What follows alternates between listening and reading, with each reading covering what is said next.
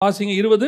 அதற்கு இயேசு, நரிகளுக்கு குழிகளும் ஆகாயத்து பறவைகளுக்கு கூடுகளும் உண்டு, மனுஷகுமாரனுக்கோ தலை சாய்க்க இடமில்லை என்றார். இவரை பின்பற்றினா செட்டில் ஆயிடலான்னு வந்திருக்கிறார். இவரை பின்பற்றினா செட்டில் ஆயிடலாம், நல்லபடியா இருக்கலாம் அப்படின்னு. ஏன்னா இப்படி பார்த்துக்கிட்டே இருக்கான். ஒரு 12 பேரை கூப்பிட்டுருக்காரு. நீங்க அந்த 12 பேருடைய லைஃப் ஸ்டைலை பார்க்கணுமே. இந்த இயேசு கூட 12 பேர் இருந்தாங்கல்ல, எல்லாம் சாதாரண ஆட்கள்லாம் இல்லை. ஒருத்தன் தான் சின்ன பையன் போல, ரொம்ப யங்ஸ்டர். கல்யாணமானவெல்லாம் இருக்கான். பேதுருலாம் கல்யாணமானவர் எல்லாம் இருக்காங்க. பேதுரு, அப்புறம் வந்து கவர்மெண்ட் ஆஃபீஸர் ஒருத்தர் இருக்கிறாரு, மத்தேயு டாக்ஸ் கலெக்டர், அவர் இருக்கிறாரு. இப்படி ஒரு குரூப்பே இருக்கு. அப்போ இயேசு கூட இருக்கிற வரைக்கும் அவங்களுக்கு என்ன இல்லை, ஒரு கவலை கிடையாது. அப்படியே போறது. யோவான் 2 பேரை அனுப்பி விடுவார், 2 சீஷர்களை அனுப்பி விடுவார் இயேசுவை போய் பார்க்க சொல்லி. வந்தோடனே இயேசு சொல்வார், யோவான் உங்ககிட்ட அமிச்சாரு அப்படின்னோடனே, நீங்கள் வந்து நான் இருக்கிற இடத்தை பாருங்களும் பாரு. அவ்வளோதான். வந்தவன் திருப்பி போவே இல்லை அவரை விட்டு. இயேசுநாதர்கிட்ட இருந்தால் மினிஸ்ட்ரி சூப்பரு, கூடவே போகலாம், நல்லா சாப்பிட்லாம். பணக்காரங்க வீட்டில் கூப்பிட்டு சாப்பாடு போடுறாங்க, சீமன் வீட்டில் கூப்பிட்றாங்க, கல்யாணத்துக்கு கூப்பிட்றாங்க, அப்புறம் எங்கே வேணால் கூப்பிட்றாங்க. போகிறோம், சாப்பிட்றோம், நல்ல மரியாதை. தீர்க்கதரிசிக்கிட்ட 12 சீஷர்கள்னு. இப்போ எலியா சீஷர்கள், எலிசா சீஷர்களை விட இவங்க சீஷர்களுக்கு நிறைய மரியாதை ஜாஸ்தி.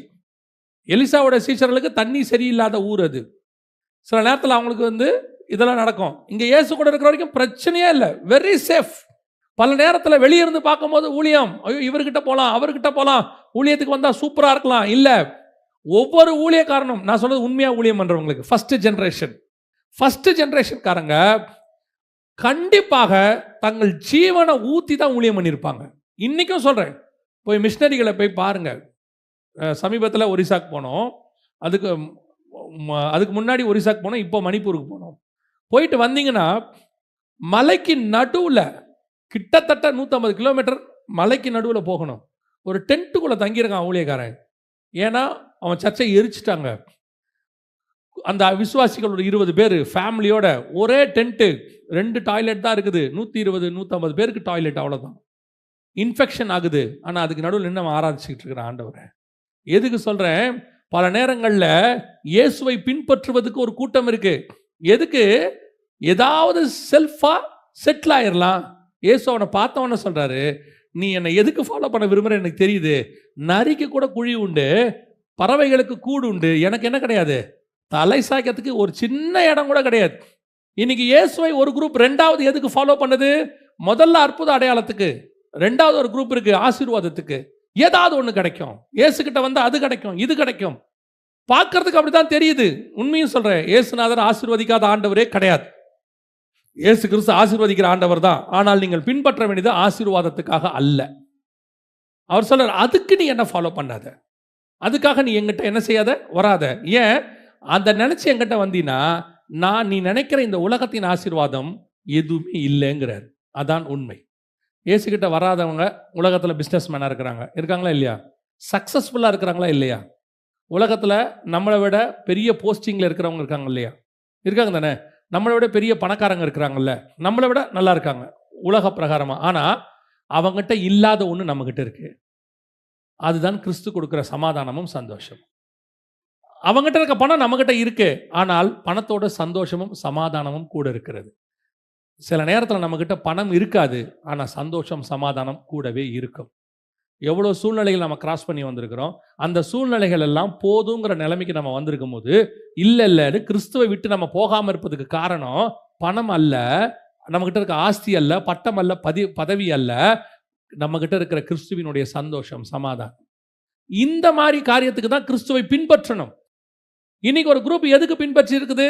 ஏதாவது ஒன்று, ஏதாவது கிடைக்குங்க, ஆண்டவர் கைவிட மாட்டார். ஆண்டவர் இன்னொரு குரூப் உங்களை அப்படியே வஞ்சிக்கவும் தொடங்கிடுச்சு. என்ன சொல்லி வஞ்சிக்க தொடங்கிடுச்சு தெரியுமா? கேளுங்க, கிளைம் பண்ணுங்க, ஆண்டவர் கண்டிப்பாக உங்களுக்கு தருவார். இப்போவும் சொல்கிறேன், ஆண்டவர் உங்களுக்கு தருவார். கிளைம் எல்லாம் பண்ணாதீங்க, தேவையே இல்லை, கேட்கவே கேட்காதீங்க. நாங்கள் இப்படி சொல்கிறீங்க, ஆண்டவரே கேளுங்கள் தரப்படும் சொல்கிறாரு. அவர் கீழானவைகள் அல்ல மேலானவைகளை நாட சொல்லியிருக்கிறாரு. அவர் சொன்ன கேளுங்கள் தரப்படும் என்பது பரிசுத்த ஆவியை குறித்து.